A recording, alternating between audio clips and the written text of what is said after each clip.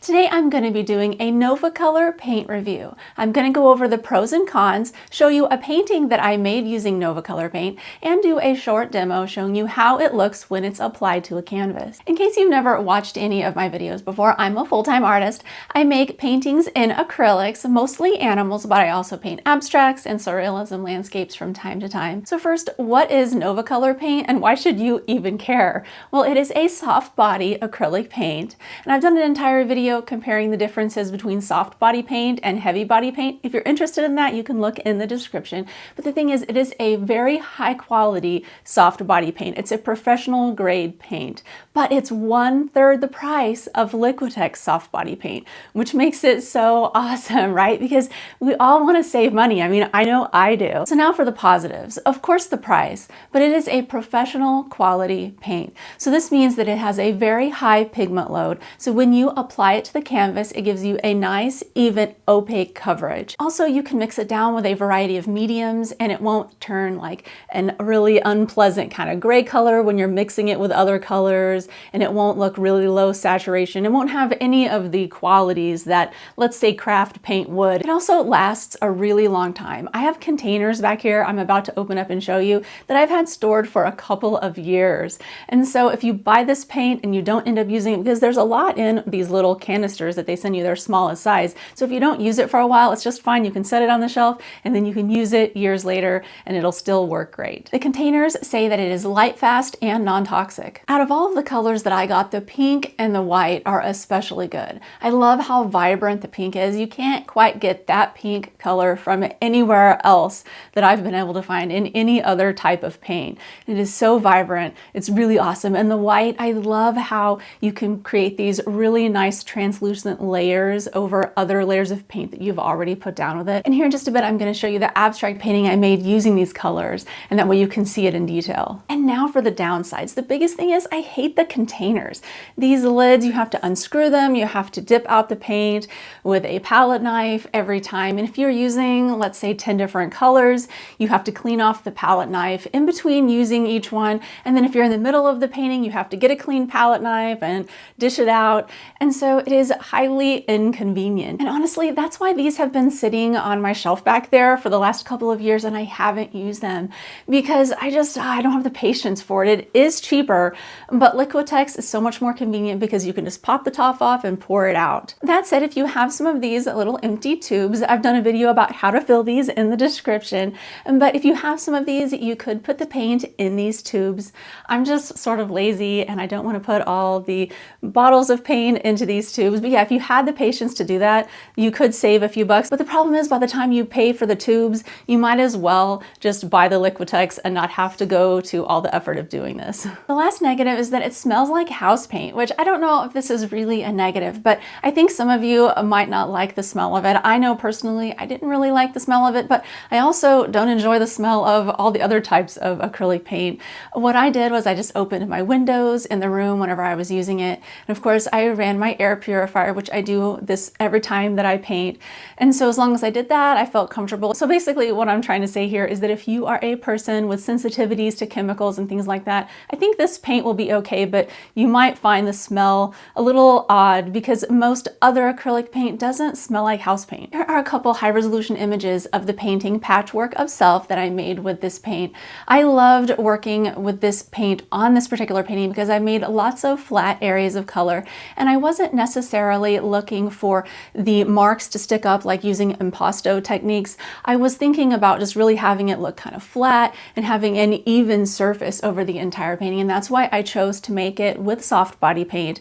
If I wanted to have areas that stuck up and have it look like really impasto, then I would have used heavy body paint. But the soft body paint is great for having even flat areas of color and you don't see the brush marks or anything in there. One area that I want to show you is how I watered down the paint and I have these purple drip marks going across it. And this gives you a really good idea of how high the pigment load is, because if I could water it down this much and you could still see the purple that deep and vibrantly, it shows that it's a really good quality paint. Of course, you can see the beautiful pink and all the different tints and shades that I made of it. And there are also areas where I applied the white paint in a really translucent layer over the pink paint that I already had on there. And I would like to really emphasize here that if you like to make translucent layers on your paint, painting, you really should try out this white paint. If you don't get any of the other colors, just the white, because it makes such beautiful translucent layers over your other layers that you've already applied to the paint. It's really fun to work with. And now I'm going to get some of the paint out and show you a quick demo of what it looks like when you are applying it to the canvas.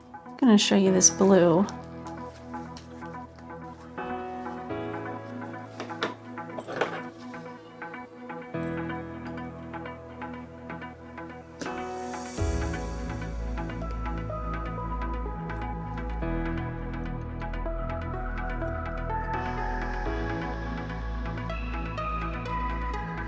Now a little bit of the pink.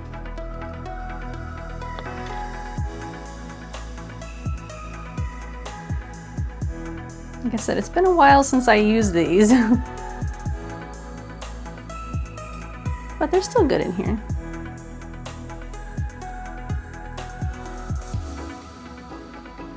Let's see how nice the pink color looks. So I'm just going to wipe some of this onto the canvas so I don't waste the paint.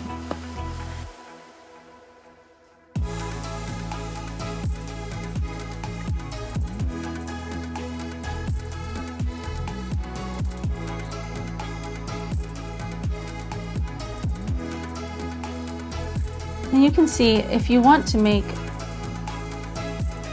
opaque areas, you're going to probably have to do 2 coats.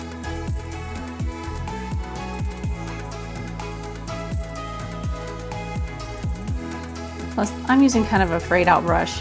Here, let me switch this out.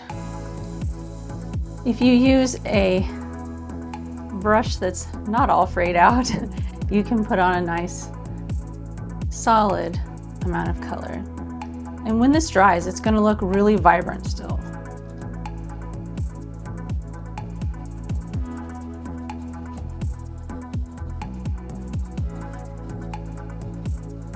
Mix them and make purple colors. You can also do nice line work with these.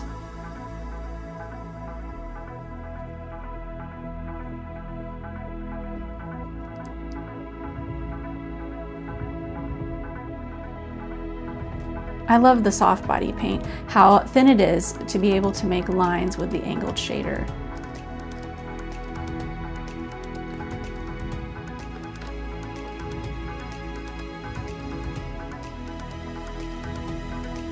Just going to put some of that white right there on the canvas. I just want to show you some of these chunky pieces are coming out. Because yeah, like I said, I haven't opened these in a while. But I wanted to show you how nice it is when you mix it.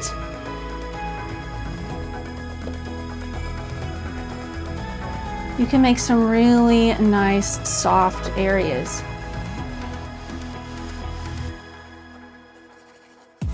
By just scumbling the white on over some of the other areas. And they're nice little translucent, almost like smoky areas or cloudy areas.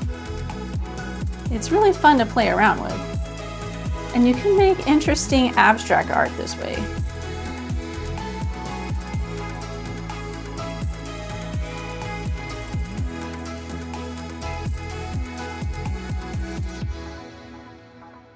To wrap this up, I would highly suggest this paint. I wasn't paid for this review or anything like that. They didn't even send me free products for it. I actually purchased this paint because another artist who I follow suggested using it, and I'm so happy I did, and I just wanted to share it with you all so you guys could save some money as well. If you'd like to learn more acrylic painting tips, watch this playlist. Thank you so much for watching. See you next time.